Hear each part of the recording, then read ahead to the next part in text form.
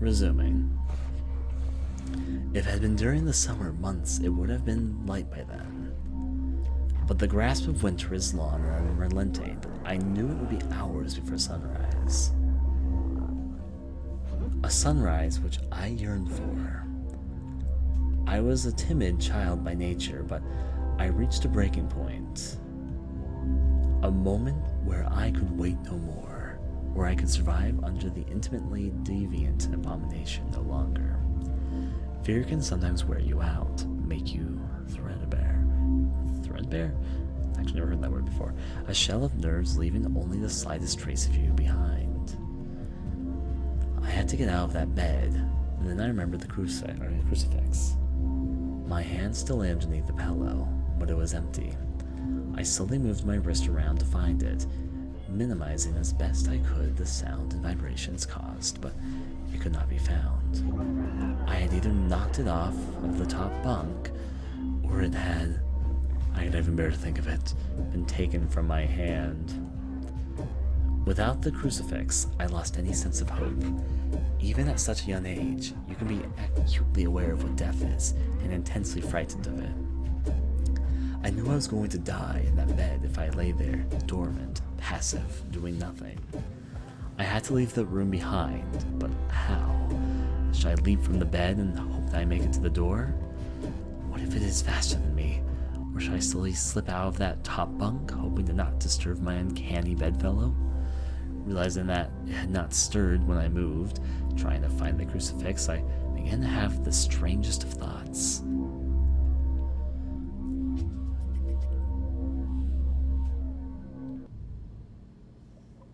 Chapter 6, The Abyss. This is how they're going to split the longest night in the game into different dream type stuff that's supposed to be like a thought. I don't know how the dreams relate to the fucking creepypasta story though. Save. Yarp. There I am. Strangest of thoughts, I'm a fish. I'm a fish, I'm a fish, I'm a fish, I'm a fish. I'm gonna do fish people things. Fish people do. I'm a fish. I can't go past over here. Deep into the cave I go. Where might we go in this fishy, fishy way? Down, deeper? Sure, why not? Under the sea, there is a ghost laying on top of me. At least that's what the story is trying to tell us at this very point in time. It's gonna be a little bit secretive here. Let's see what this has to do. It's one of those machine things again. There's at least two different paths to take, but one of them isn't leading me anywhere. Something's making noise. Do I go straight down the middle? Yarp. Welcome to this machine. There's a dead body flowing down there. I don't know why, but there it goes.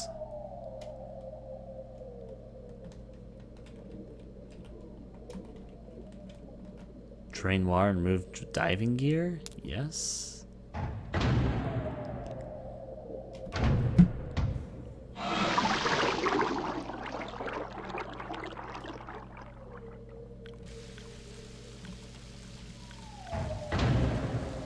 I am suddenly no longer a fish man, and let's see if I can climb down this ladder appropriately. Is that my dad? What's he doing under the fucking sea? And there's some excitable jellyfish at the very least. Read logbook? Yes. Captain Theodore, Fielding, September 2nd, 2007. One of my biggest fears is deep water. Ironic when you consider the fact that I am now working on a mining station thousands of feet underwater in the Morainian Trench. I have always wondered why I was afraid and reached a simple conclusion. The true fear presented here is actually going down beneath the surface into the depths. It's a combination of all of our most common fears. 1. Fear of the dark. When you're at the bottom of a body of water, you can't see anything. It's pitch black. Have you ever tried to swim as far down in the lake as you can? It gets really dark and cold really fast, but about 10 feet down.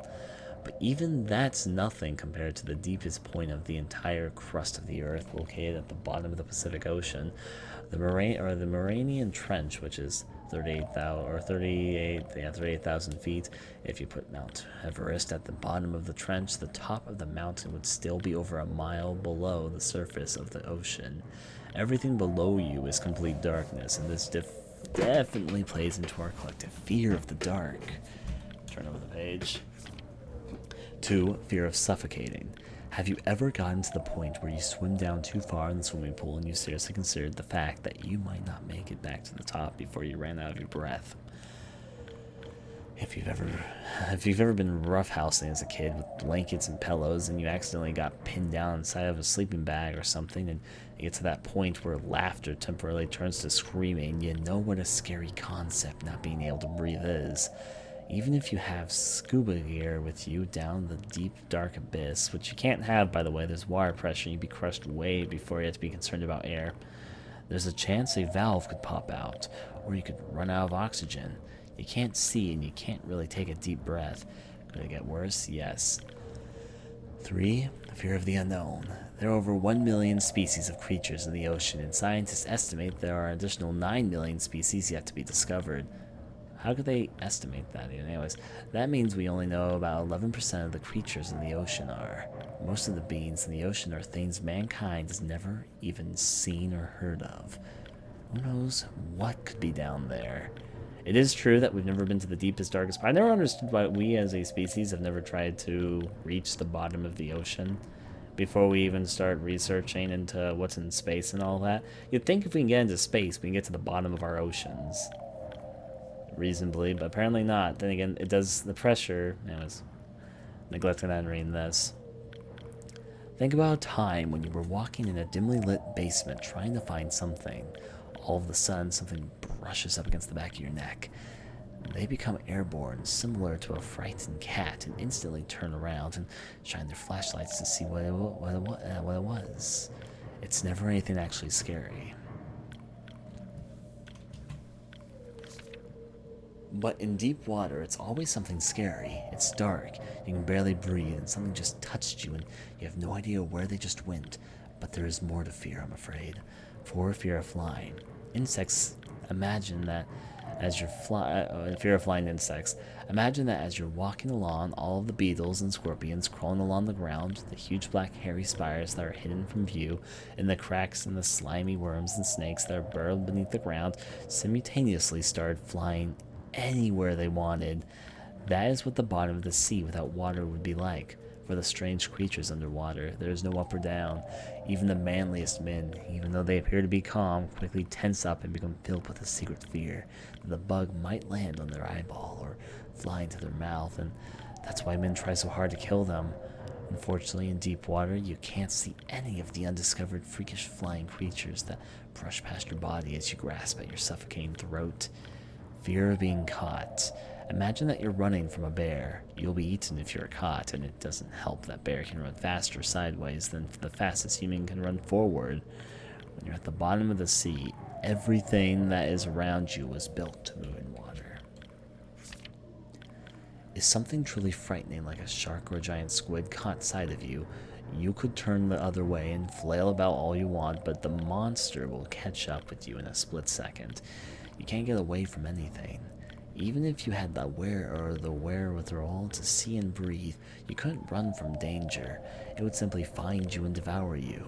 There are lots of places that I wouldn't want to be, such as trapped in a burning house or alone in the vacuum of space, but in the burning house, at least I can see. In a space, at least there aren't any creatures that could get me. There are no other places in the universe that combine as many common fears as 7 miles below the surface of the Pacific Ocean. It is because of the combination of all of these fears that I am so horrified by deep water. Alright, well that was interesting insight there. Remember kids, never swim in a swimming pool ever again. Anglerfish fun.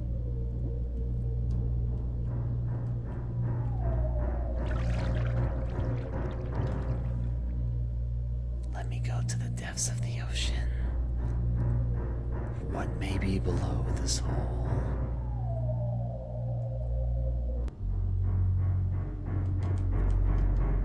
We fall into the abyss.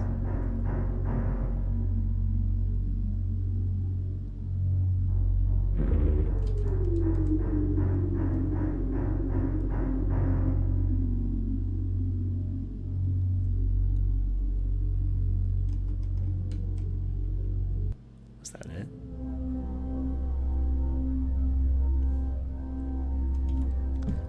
What if it was asleep?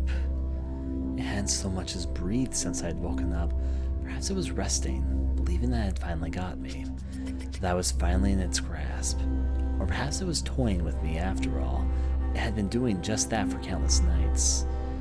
And now with me under it, pinned against my mattress with no mother to protect me, maybe it was holding off, savoring its victory until the last possible moment, like a wild animal savoring its prey. I have no idea what the dreams have to do with the main story of the game at this point. I tried to breathe as shallowly as possible and mustering every ounce, of course I could. I reached over slowly with my right hand and began to peel the blanket off of me.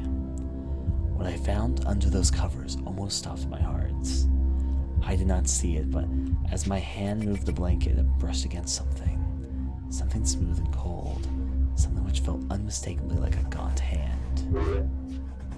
I held my breath in terror as I was sure it must now have known that I was awake. Nothing. It did not stir. It felt dead. After a few moments, I placed my hand carefully further down the blanket and felt a thin, poorly formed forearm. My confidence and almost twisted sense of curiosity grew as I moved down further to a disproportionately large bicep muscle. The arm was outstretched, lying across my chest, with the hand resting on my feet, shoulder as if it had been grabbed me in my sleep. I realized that I would have to move this canvas of appendage if I even so much as hoped to escape its grasp. For some reason, the feeling of torn, ragged clothing on the shoulder of this nighttime invader stopped me in my tracks. Fear once again swelled in my stomach and in my chest as I recoiled my hand in disgust at the touch of a straggled, oily hair. I could not bring myself to touch its face, although I wonder to this very day what would it have felt like. Dear God, it moved.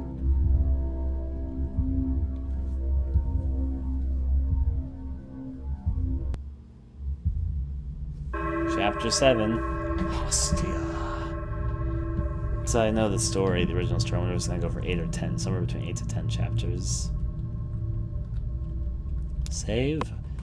My continued saving adventures were now very small. The camera's very much pulled back.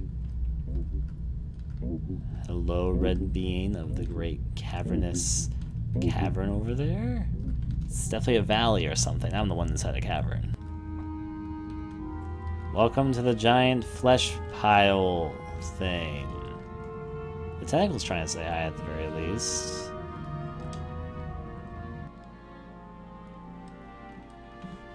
I'll enter the hole in a second. What's over here? People pop out of those bubbles. Well, I welcome my fleshy fate.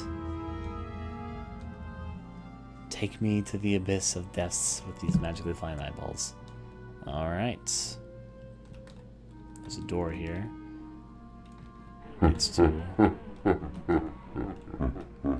having fun laughing. The last enemy that shall be destroyed is death. Neglecting that. What's deeper inside the beast brain looking thing? There's another one of those. That's new, but why does that look so familiar to me? It looks severely familiar. Don't know why though.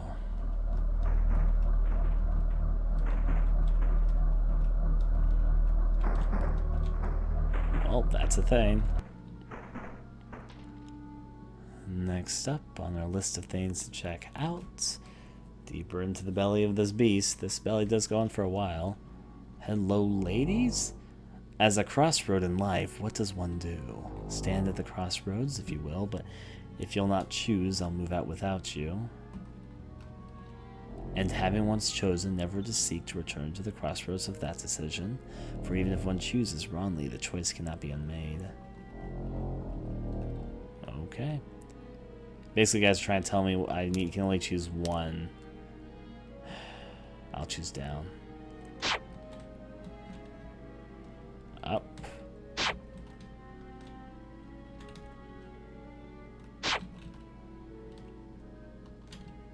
backwards?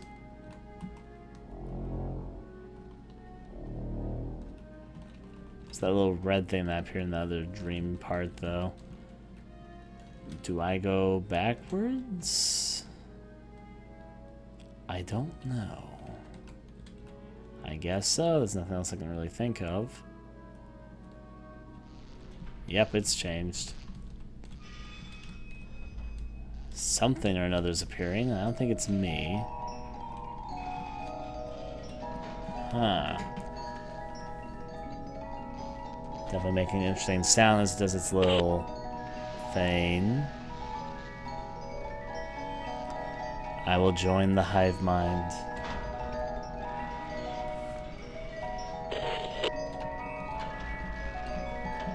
I don't think I trust this display.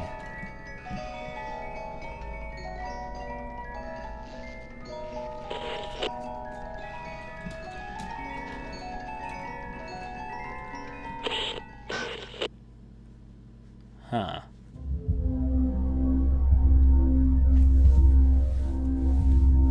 It moved. It was subtle, but its grip on my shoulder and across my body strengthened. No tears came, but God, how I wanted to cry. As its hand and arm slowly coiled around me, my left leg brushed along the cool wall which the bed lay against. Of all that happened to me in that room, this was the strangest.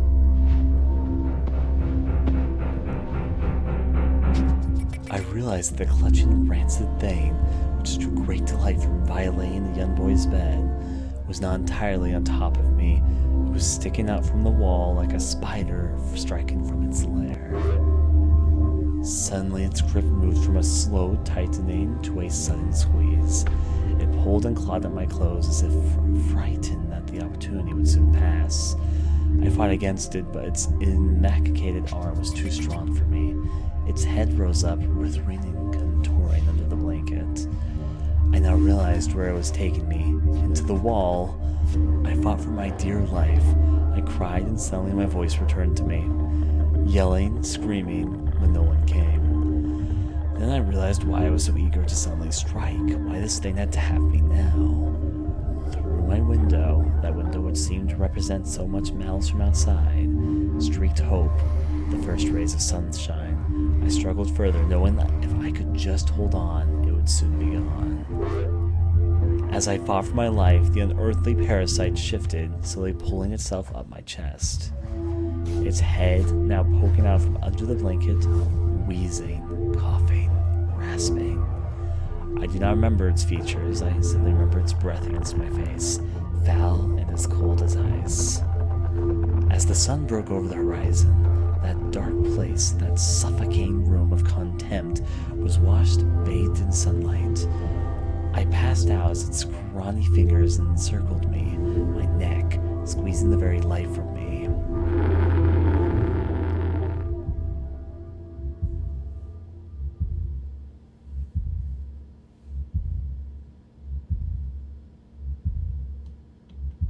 I awoke to my father, offering to make me some breakfast. A wonderful sight indeed. I had survived the most horrible experience of my life until then, and now. I moved the bed away from the wall, leaving behind the furniture I had believed would stop that thing from taking the bed. Little did I think that it would try to take mine and me. This is not part of the story, this has been added. Weeks passed without incident, yet on one cold, frostbitten night, I awoke to the sound of the furniture where the bunk beds used to be, vibrating violently. Yeah, this is an add-on to the original story. This wasn't part of the original. I lay there, sure I could hear a distant wheezing coming from deep within the wall, finally fading into the distance. The following year, I was given a larger room on the other side of the house, and my parents took that room as their bedroom. Oh wait, yeah, this is part of the story. Just for some reason I don't remember that part. Huh. They said they didn't need a large room, just one big enough for a bed and a few things. They lasted 10 days. We moved on the 11th, so that was part of the original story. Just for some reason I didn't recall that. That's the end of the story, though.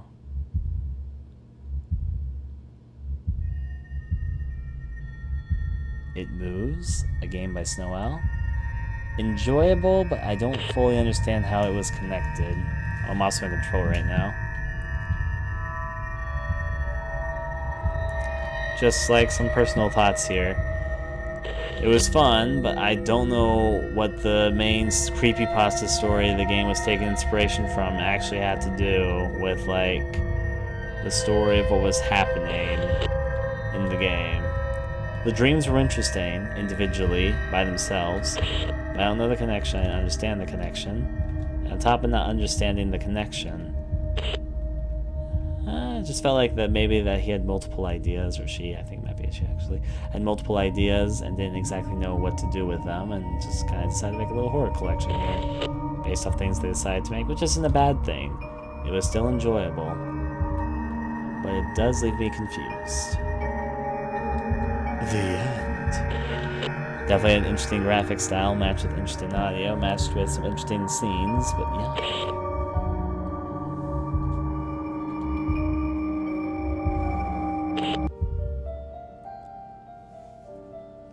And that has been It Moves. Catch you guys next time.